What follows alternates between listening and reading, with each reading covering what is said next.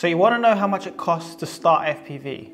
Well, you've come to the right place. Before we start, if you are interested in drones, photography and everything in between, remember to subscribe and give the video a like, as it does help with the YouTube algorithm. Now let's begin. So I'm going to break this video up into 3 stages as I did in my previous video. So at stage 1, we're talking about FPV simulators. How much would this realistically cost? What do you need to budget for? So I'm going to say between $10 and $20. Obviously you can get cheaper FPV simulators and you can get ones that are more expensive, which have more like ultimate package, for instance. But yeah, for $10 to $20 you can get a very good simulator to start learning to fly FPV. And the cheapest way to do this is, if you do have a console, PlayStation or Xbox, you can use your gamepad. However, it's not ideal.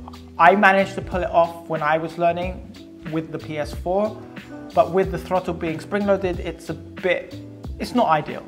If you wanted to go one step further and get an FPV radio, this will set you back between $45 and $60, plus taxes and shipping, of course. So the radio that would be most compatible with an FPV simulator that's affordable would be the Beta FPV Radio Lite.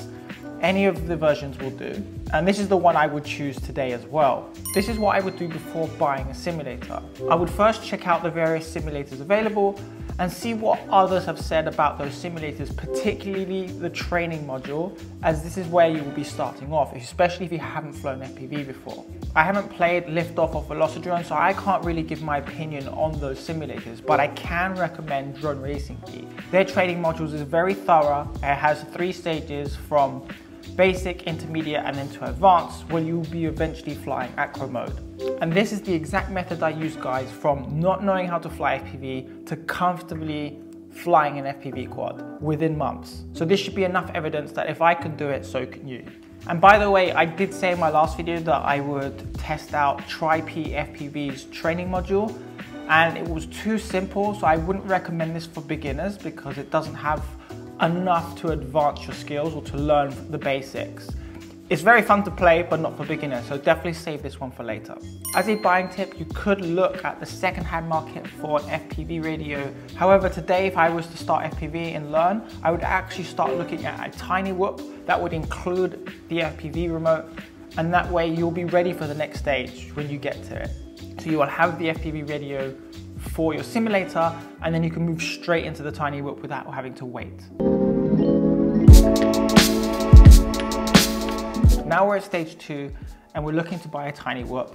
We need to budget for around 150 to just over $300 US. And these are the 3 most popular kits that you should consider. There is going to be taxes and shipping with this as well, and you need to consider buying extra batteries, which is, depending how many you get, between 20 to 30 US. Now before buying a tiny whoop, here is what I would do. I would check out what's included in the kit, spare parts, batteries, does it come with a toolkit? I would also check the radio ergonomics. Are you comfortable with that radio? And is it future-proof? Will it be able to work with future drones that you plan to purchase? This might be a lot for a beginner, but it's always good to start learning a little bit now than it is leaving it to the last minute and then you ended up buying something that you can't use in future. And also ask yourself with a tiny whoop, does 4K really matter?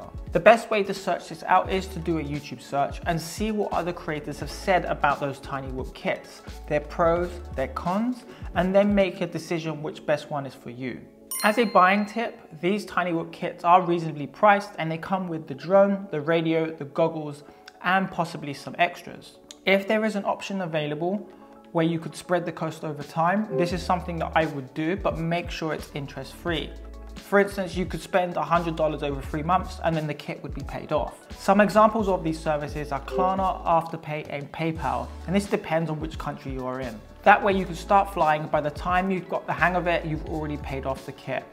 And that way the money saved up front, you can actually spend on buying some more batteries. If I was starting out today, I would probably choose one of the Beta FPV kits, as it seems to be the most thought out of. The only sacrifice you have to make here is that the video quality won't be 4K.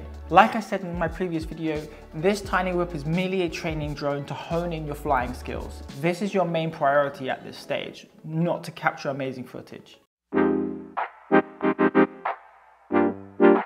Now we're at stage 3, we're getting excited because we want to move up to a bigger drone and we want to spread our wings and fly a bit further. However, there is a cost to this and it's not cheap.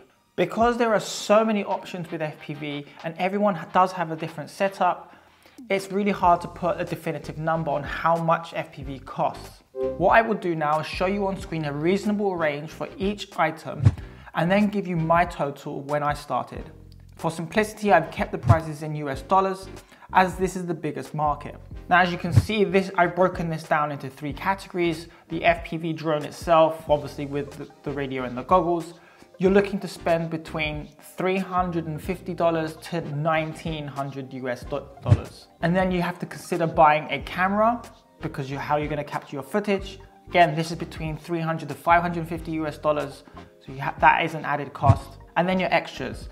Toolkit, lipo bag, spare props, 3D printed parts, and this is not a definitive list, this is just the basics, and this will set you back between another $50 to $150 US dollars. As we can see here, this is a big range, but on the cheap end, you can get started with FPV with just under $1,000, likely if you're going analog and with some smaller drones. But then you can go all the way up to $2,600 US dollars. Now these prices are just ranges. Obviously they can be a little bit lower and they can definitely be a lot more. It just depends where you're buying from and where you're located around the world. And especially if there's stock shortages, these prices can jump significantly. Now if you check on screen now, this is what I spent when I got started in FPV. As I was in the UK at the time, most of my purchases were in pounds. So what I've done is I converted everything into US dollars for comparison purposes. When I first started FPV, I went digital as I wanted to have the simplicity to get started with. And then I had to buy extras such as charger and charging boards and 3D printed parts for my Insta360 Go 2. So I spent just over £1,400, which comes to around $1,700 US dollars. Now, when I did start, I did buy 2 drones. I bought the geprc Cinelog 25.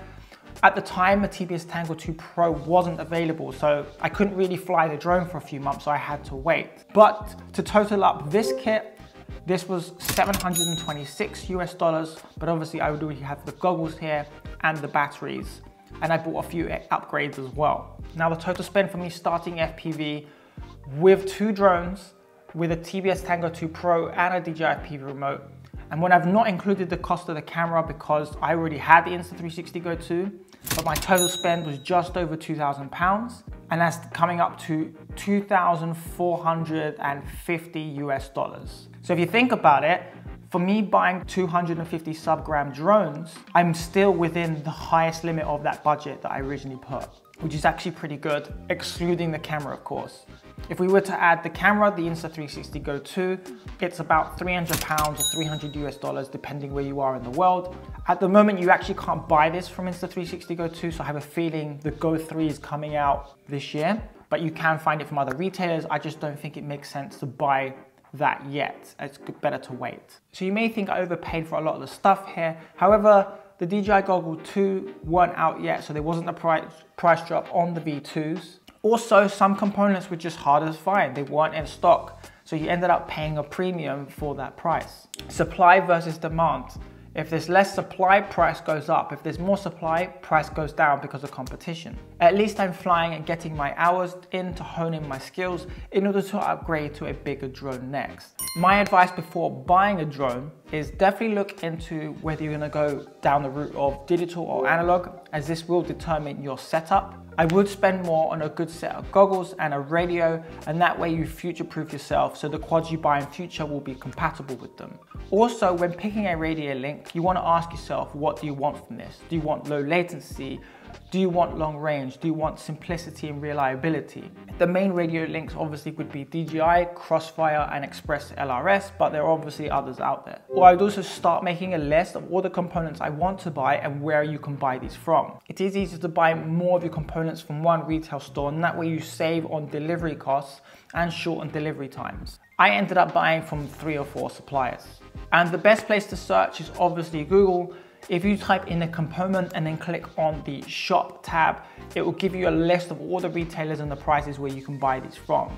However, do check, because sometimes they say that they're selling it there, but then it's out of stock. So you do need to do a little bit more digging. The best place to do your research is obviously YouTube and forums to find out other drone pilot setups. But at the end of the day, every drone pilot flies a different way and has their own opinions, but they can help guide you with your decision making. As for buying tips, some FPV drones and components are hard to find, so there will be stock shortages and you end up paying a premium for. What I would do is if that retailer is out of stock, I would sign up to their mailing list to get stock notifications, so when that stock comes back in, you're ready to pounce. This is why I say make a list of components so you're ready to go.